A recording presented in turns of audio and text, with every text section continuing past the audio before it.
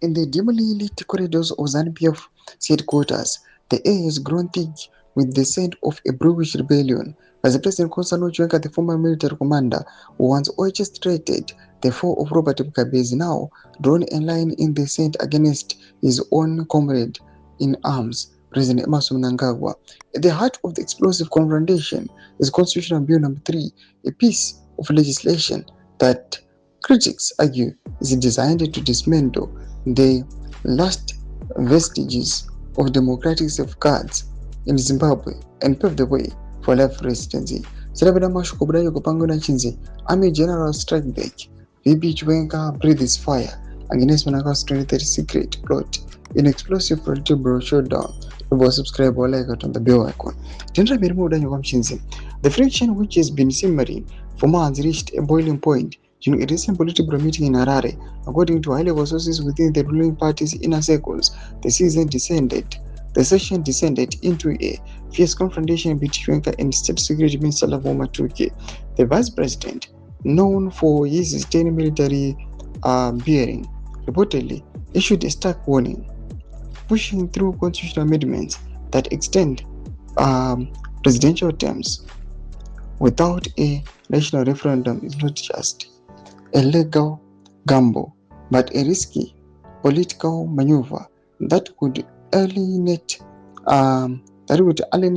the very base of that brought the new dispensation to power. The clash was ignited when Chiwenga insisted that any revision to the presidential term limits must be subjected to the will of the people through a referendum.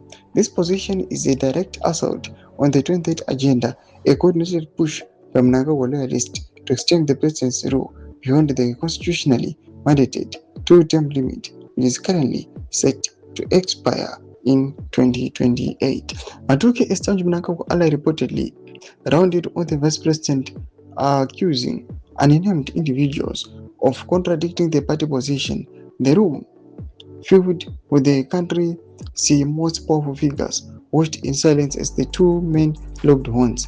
Chiwenga refusing to back down, reminding his colleagues of his credentials as the man who led the 2019 military intervention. He told those present that he is a general who fought to liberate the country, while others sought refuge elsewhere to avoid participating in the liberation struggle. A stinging rebuke aimed at those in the room who did not share frontline combat history. The standoff drew in other heavyweights, including Defense Minister Chinguri and ZANU-PF Commissioner Machacha, both of whom reportedly sided with Matuke. The exchange laid a bare, widening fracture within the ruling party, suggesting that the unity displayed on public platforms is little more than a fragile veneer. Doma developments are the Zimbabwe. Na comment section medu za fungue aim to live on the page. So subscribe or like, turn on the bell icon.